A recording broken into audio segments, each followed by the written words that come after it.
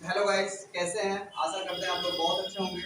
और आज हम आप लोगों के लिए वर्गमूल से संबंधित कुछ क्वेश्चंस लाए हैं। और ये क्वेश्चंस हैं तो थोड़ा मॉडरेट टाइप के, लगभग आसान टाइप के, लेकिन जल्दबाजी में इनके साथ बहुत ही गलतियां हो जाती हैं। और एक नंबर भी अगर कट जाता है तो हमारा रैंक और हम सिलेक्शन से एकदम पीछे रह जाते हैं और हमारा बहुत बढ़िया अवसर छूट जाता है। इसलिए हम आज तो आपको आपके लिए छोटे छोटे क्वेश्चंस लाए हुए हैं, लेकिन इन क्वेश्चंस को थोड़ा सीरियसली देखेंगे और इनकी छोटी छोटी बारीकियों को ध्यान से समझेंगे।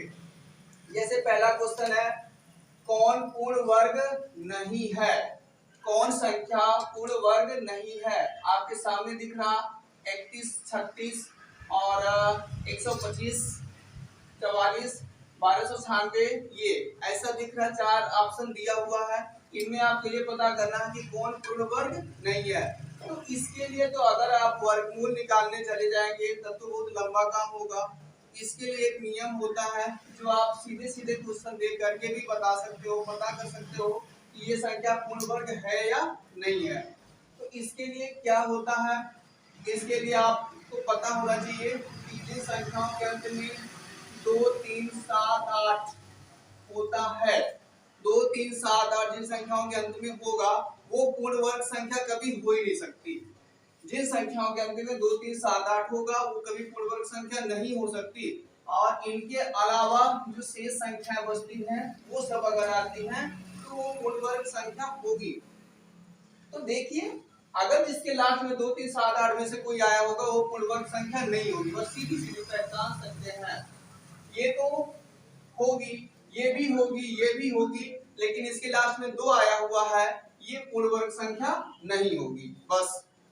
अब अगला क्वेश्चन, यदि एक कक्षा में 800 पेंसिल बच्चों को बांटनी है, यदि प्रत्येक छात्र को छात्रों की संख्या की दुगनी मिलती है, जो पेंसिल है छात्रों की संख्या की दुगनी मिलती है, तो छात्रों की संख्या बताइए।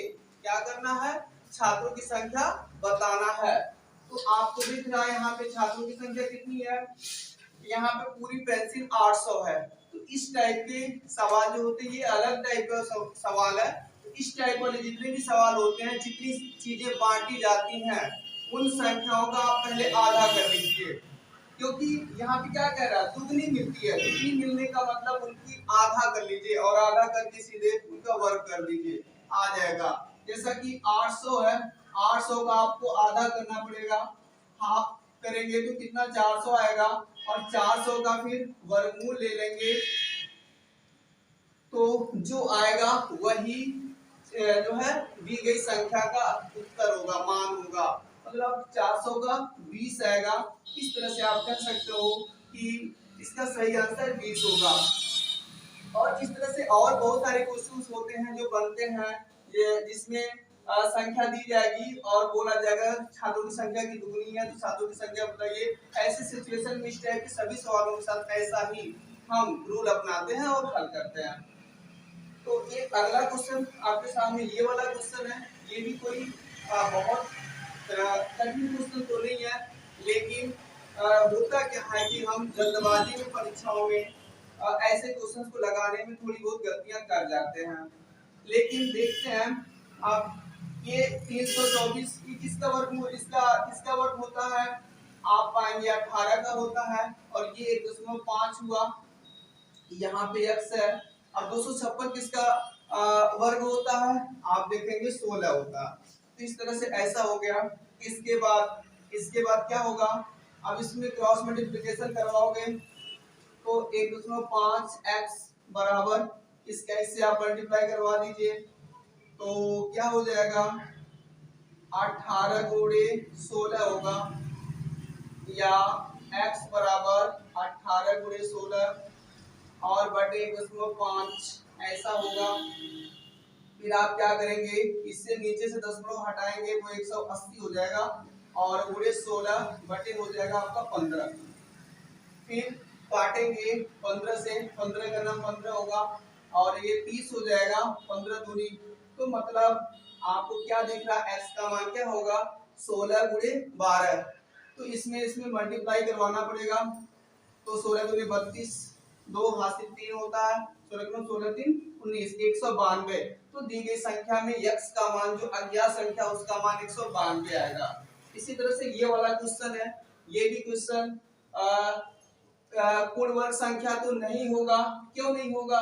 क्योंकि इनके लास्ट में 8 दिख रहा और कड़ी के अंदर ये संख्याएं हैं, तो आपको सोचना होगा जिनका वर्गमूल तो हो नहीं पाएगा।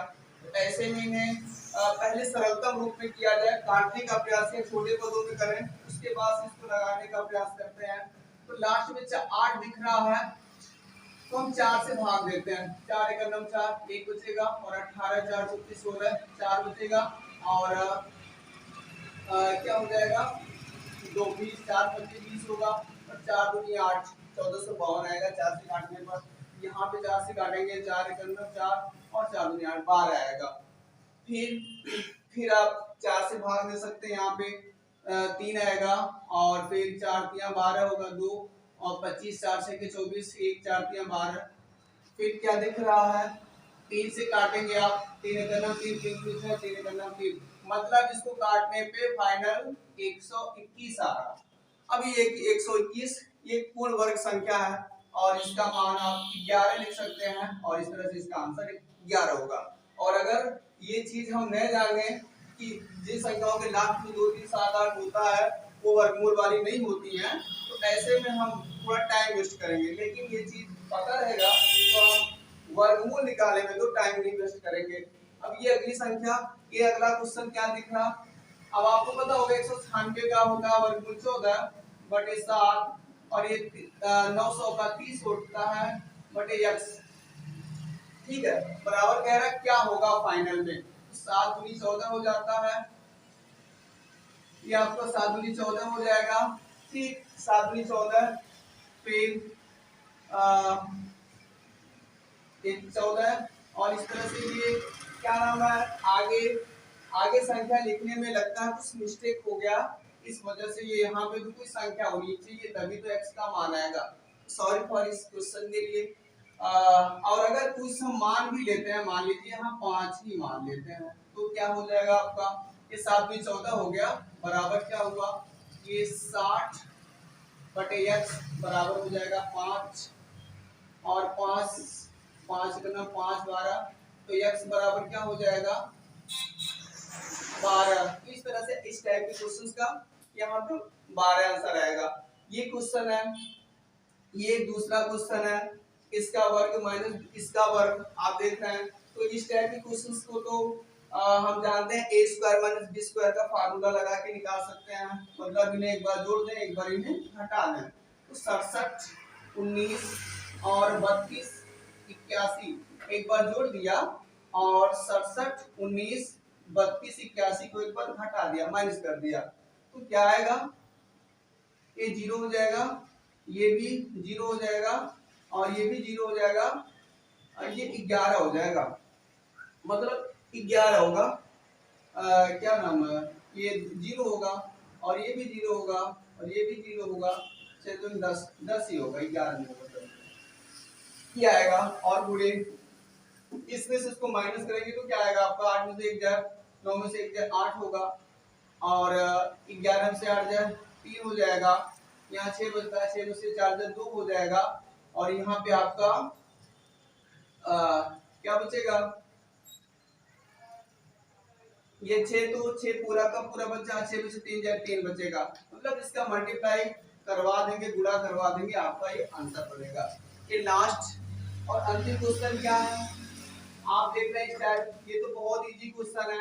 ये 40 हुआ प्लस पहली वाली कड़ी हटाएंगे तो 9 का वर्गमूल हो जाएगा 3 और फिर कड़ी में 81। अगले स्टेप में क्या होगा, वो भी कड़ी हम हटा देंगे, ये 40 है प्लस 3 गुणे 81 का क्या होगा 9।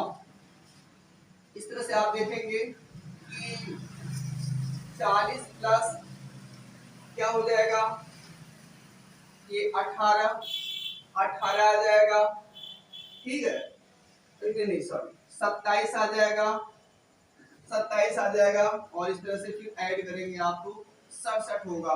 तो फाइनल में इसका वैल्यू कितना आएगा, 67 आ जाएगा और जो कि क्या हो जाएगा, हाँ एक मिस्टेक हो रहा, एक मिस्टेक हो रहा।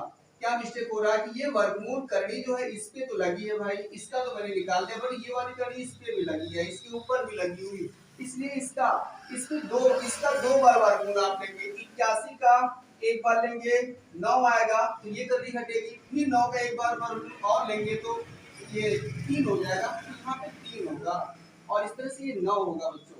और इस तरह से आप देखेंगे तो ये 49 हो जाएगा और इसका फाइनल वैल्यू 7 होगा। तो इस तरह से ये आंसर होगा। तो आज मैंने आप लोगों के लिए कुछ अच्छे क्वेश्चंस लाए थे, आशा करते हैं अच्छे होंगे और इसी तरह से आगे के वीडियोस के लिए देखते रहें, जिससे और वीडियोस आपके लिए फायदेमंद हो। Thank you.